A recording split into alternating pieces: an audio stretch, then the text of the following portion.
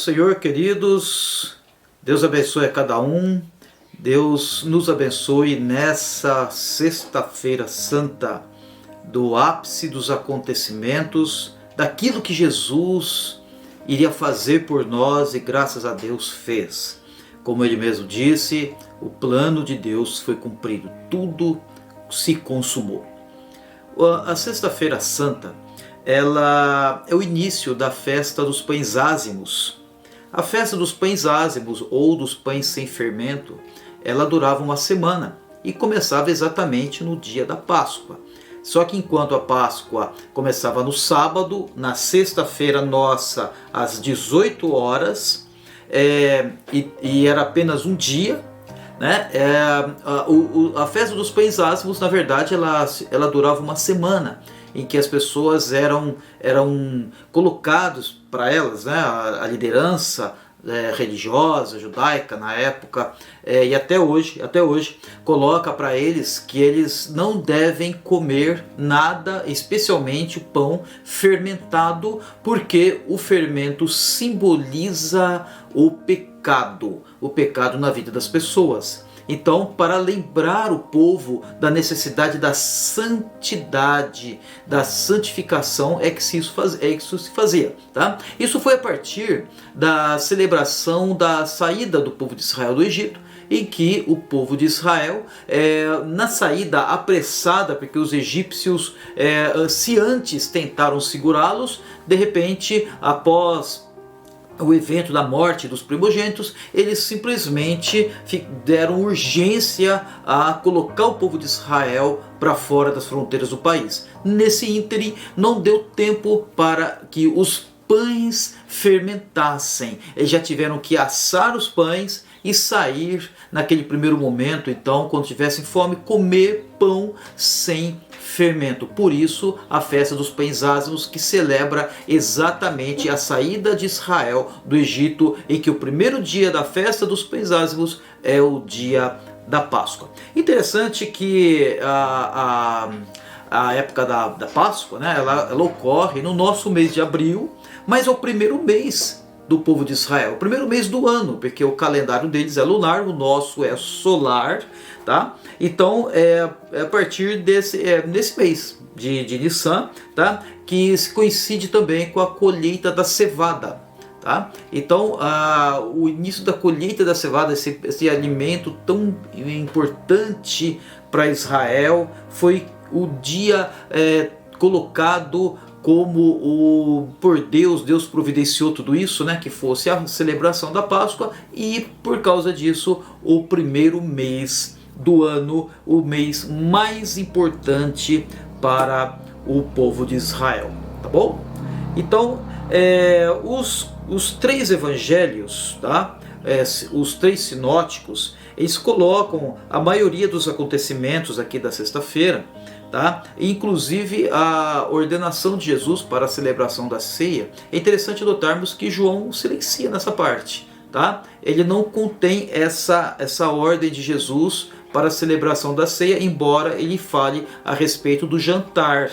E nesse jantar, João ressalta um fato que os outros evangelhos silenciam, que é o lava-pés, tá? A cerimônia em que Jesus, ao demonstrar a sua humildade diante daqueles que em breve um iria traí-lo, outro iria negá-lo e todos os outros fugiram, né?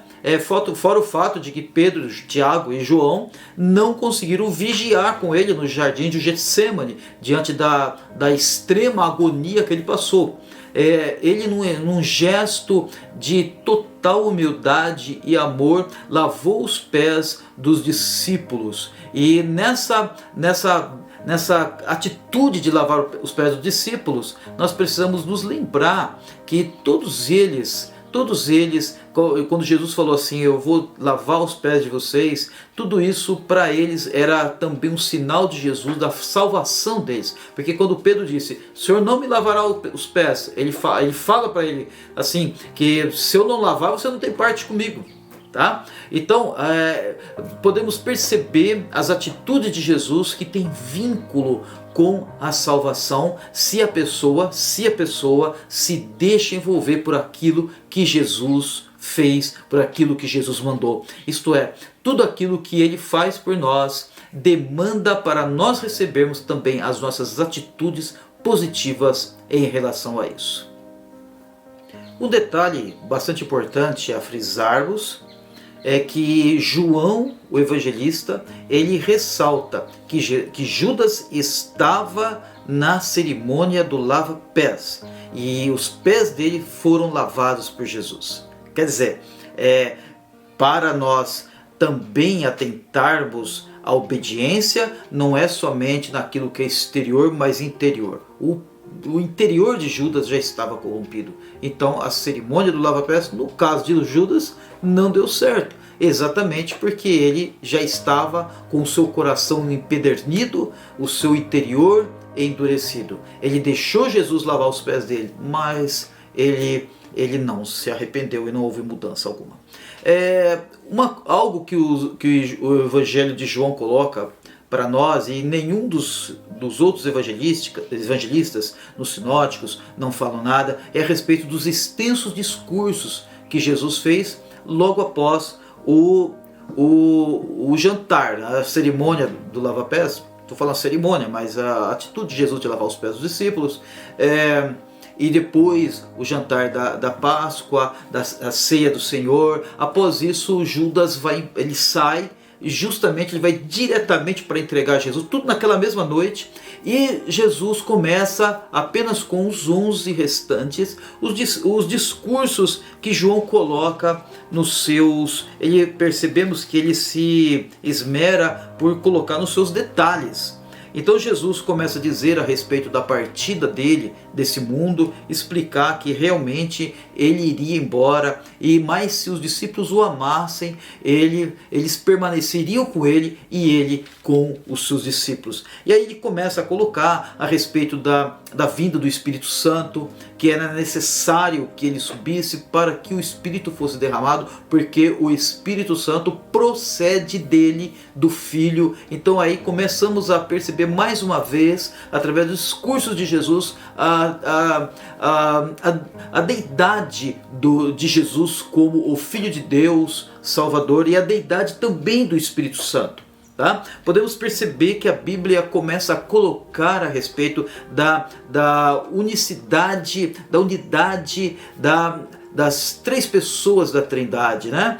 Como um único Deus, mas ao mesmo tempo uma distinção clara entre o Pai, o Filho e o Espírito Santo nesses capítulos, que vai desde João capítulo 14 até João no capítulo número 17, em que Jesus ele prega essas mensagens aos seus discípulos. Ele começa a responder perguntas que eles fazem, tá?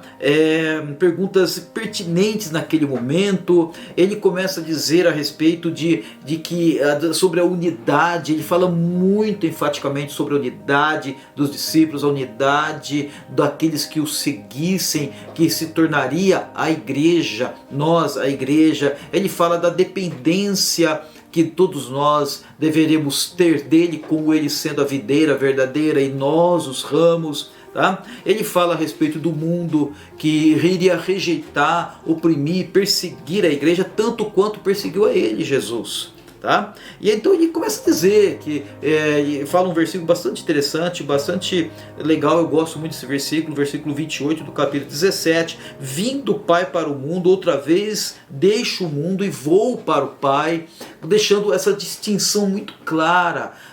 Não só que ele já tinha falado da distinção entre ele e o Espírito Santo, mas afirmando a deidade do Espírito Santo, mas também fala e deixa bem claro aqui também a diferenciação quanto à pessoa. Ele é uma pessoa distinta do Pai. Eu estive com o Pai, deixei o Pai vir ao mundo e volto para o Pai. Nós podemos perceber a clara a nitidez da existência da doutrina, a biblicidade da doutrina da Trindade. E depois Jesus termina orando, fazendo aquela chamada oração intercessória dele por todos nós, tá? Ele fala: eu neles e tu em mim, para que eles sejam levados à plena unidade. Então ele fala a respeito da unidade, tá? da diferenciação, Pai, o Filho, o Espírito Santo, a diferenciação entre Jesus e a igreja, mas ao mesmo tempo a igreja deve ser unida entre si e unida com ele, Jesus, tanto quanto ele, Jesus, é unido com o Pai. Então Jesus atesta a necessidade como algo vital da unidade entre nós. Tudo isso ele afirmou momentos antes de ir para a crucificação. Momentos antes de tudo isso acontecer. Horas antes, ele já começou a afirmar, logo após o seu jantar com os seus discípulos.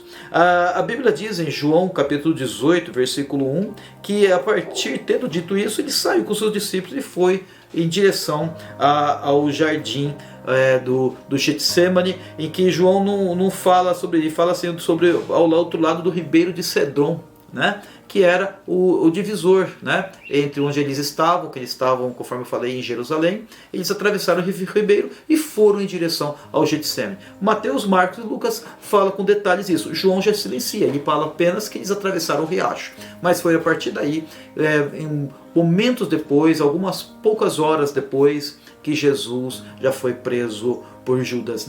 Todo esse ínterim, em todo esse momento, Judas estava em negociação com os principais líderes judaicos para prender Jesus através da traição de um beijo. Vamos começar agora a falar a respeito das 7 últimas palavras de Jesus na cruz, quando ele se pronunciou, tá? 4 vezes, né? Ele falou a respeito de si mesmo e 3 relativos a outras pessoas, tá? Essas 7 palavras que ele falou não estão todas elas nos 4 evangelhos. Elas variam de um para o outro, mas podemos completar entre eles os 4 evangelhos e somar 7 palavras. É interessante, 7 palavras, exatamente 7 palavras que ele pronunciou na cruz, que em relação ao número mais importante da cultura bíblica judaica, que é o número 7. O 7 é de fato, simbolicamente, o número mais importante de toda a Bíblia. Tá? Jesus, a primeira palavra que ele fala, diz quando ele ora pedindo: Pai, perdoa-lhes, porque eles não sabem o que fazem. Essa palavra está nos 4 evangelhos, que ele ora ao Pai naquele momento de extrema dor, agonia e sofrimento. Ele se lembra de orar pelos outros, falando com o Pai. Depois ele fala com a segunda palavra dele, falando com o ladrão da cruz: hoje estarás comigo no paraíso. Tá? A terceira palavra, que está apenas em João, é quando ele pede ao próprio João, que cuide da sua mãe a partir daquele momento, nos dando a entender então que os irmãos de Jesus ainda eram muito novos para poder cuidar da sua mãe. A quarta palavra é quando ele ora: Eli, Eli, sama sabachthani, que é Deus meu, por que me desamparaste? Que é exatamente a passagem bíblica de Salmo 22, um dos salmos messiânicos que encontramos na Bíblia, que Jesus, embora esse salmo tenha sido escrito por Davi, num momento específico da vida de Davi, Jesus toma-o para si, de forma muito mais ampla e profunda e grave. Tá? A quinta palavra que Jesus pronuncia na cruz é a palavra tenho sede, que é quando eles pela segunda vez tentam dar a Jesus uma bebida que ele recusou. No começo era um anestesiante, tá? Uma bebida anestesiante que tinha por objetivo como que drogá-lo, para que ele era algo comum dar-se aos que fossem crucificados, tá? Uma bebida que diminuía o sofrimento na cruz. Jesus não tomou, ele recusou. Aqui também colocaram um tipo de um chumaço, né, de sopo, né, tipo algodão embebido em vinagre, colocaram, quando ele disse tenho sede, colocaram vinagre para ele. Quer dizer, mesmo assim não tiveram compaixão dele, tá? Quiseram fazer isso de tom irônico, de tom em tonalidade blasfema, de maldade com ele, tá? Quando ele recebeu isso, ele pronunciou a sua sexta palavra na cruz, que ele disse está consumado, dizendo então assim que tudo aquilo que estava profetizado acerca dele no Antigo Testamento e aquilo que ele mesmo tinha pronunciado ao longo do seu ministério estava cumprido naquele momento. 100% da vontade de Deus e daquilo que o Antigo Testamento e ele mesmo tinha pronunciado estava cumprido naquele instante. Ele foi crucificado, ficou por volta de 6 horas agonizando na cruz, e essas palavras foram ditas ao longo dessas 6 horas, mas mais provavelmente após o meio-dia. Tá? Depois a última palavra, logo em seguida da sexta palavra, a sétima, Pai, nas tuas mãos entrego o meu espírito. E foi naquele instante exato que o véu do templo foi rasgado, de alto a baixo, significando que o véu que separava o Santo dos Santos, o lugar onde ninguém podia entrar, a não ser o sumo sacerdote, foi rasgado, nos dando a entender que agora, a partir desse momento, desse instante que Jesus ele morre na cruz e tomando o nosso lugar naquela cruz e nos dá vida eterna, o homem tem livre acesso a Deus.